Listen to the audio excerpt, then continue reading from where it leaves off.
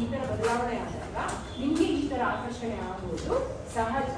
ಆಮೇಲೆ ಅಂದ್ರೆ ಅದರ ಅರ್ಥ ಏನು, ನಿಮ್ಮ ದೇಹ ಸರಿಯಾಗಿ ಕೆಲಸ ಮಾಡ್ತಾ ಇದ್ದೀವಿ. ಸೊ ಎಲ್ಲರೂ ಹೇಳ್ತಾರೆ ಮಕ್ಕಳು ಹೇಗಿದ್ರು, ಮಕ್ಕಳು ಚೆನ್ನಾಗಿದ್ರು 6ನೇ 7ನೇ ಕ್ಲಾಸ್ 8ನೇ ಕ್ಲಾಸ್ ಬಂದಿದ್ದಾರೆ, ಏನಾಗಿದೆ ಗೊತ್ತಿಲ್ಲ, ಮಕ್ಕಳು ಮಾತೇ ಹೇಳಲ್ಲ, ಗಲಾಟೆ ಜಾಸ್ತಿ ಮಾಡ್ತಾರೆ, ಹಂಗ್ ಮಾಡ್ತಾರೆ ಹಿಂಗ್ ಮಾಡ್ತಾರೆ ಅಂತ ಟೀಚರ್ಸ್ ಹೇಳ್ತಾರೆ, ಪೇರೆಂಟ್ಸ್ ಹೇಳ್ತಾರೆ. ಯಾಕೆ? ನಿಮ್ಮ ದೇಹದಲ್ಲಿ ಆಗುವ ಬದಲಾವಣೆಗಳೇ ಕಾರಣ, ನೀವಲ್ಲ. ಆಯ್ತಾ? ಸೊ ನಿಮ್ಮ ದೇಹವು ಸರಿಯಾಗಿ ಕೆಲಸ ಮಾಡುತ್ತಿದೆ. ನೆಕ್ಸ್ಟ್, ಭಾವನೆಗಳು ಸಹಜ ಅಲ್ವಾ? ಈಗ ಹೇಳಿದ ಹಾಗೆ ಕೋಪ ಬರುವುದು ಸಹಜ. ನಾವು ಹೇಗೆ ಅದಕ್ಕೆ ರಿಯಾಕ್ಷನ್ ಮಾಡ್ತೀವಿ ಅದು ಸರಿಯಾಗಿರ್ಬೇಕು. ಸೊ ಭಾವನೆಗಳು ಸಹಜ, ಆದ್ರೆ ನಮ್ಮ ವರ್ತನೆ ನಮ್ಮ ಆಯ್ಕೆ. ಯಾವ ತರ ನಾನು ಅದನ್ನು ವರ್ತಿಸ್ತೀನಿ, ತಗೊಂಡು ನಾನು ಹೇಗೆ ವರ್ತಿಸ್ತೀನಿ ಅನ್ನೋದು ಅದು ನಮ್ಮ ಆಯ್ಕೆ. ಓಕೆ. ಸೊ ಈಗ ನನಗೆ ಆಕರ್ಷಣೆ ಆಯಿತು, ನನಗೆ ಒಂದು ಚಂದ ಕಂಡ, ನನಗೆ ಫ್ರೆಂಡ್ಶಿಪ್ ಮಾಡಬೇಕು ಅಂತ ನನಗೆ ಅನಿಸ್ತು.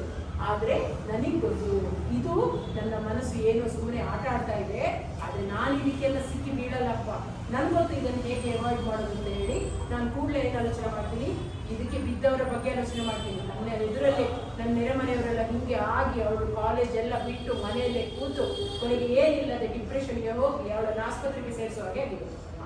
ಇವಳ ತರ ನಾನು ಆಗಬಾರ್ದು. ಆದ ಕಾರಣ ಅದು ಆಲೋಚನೆ ಮಾಡಿದ ಕೂಡಲೇ ನನ್ನ ಆಕರ್ಷಣೆ ಎಲ್ಲ ಒಮ್ಮೆಗೆ ಹಿಡಿಯುತ್ತೆ. ಆಮೇಲೆ ಇನ್ನೊಂದು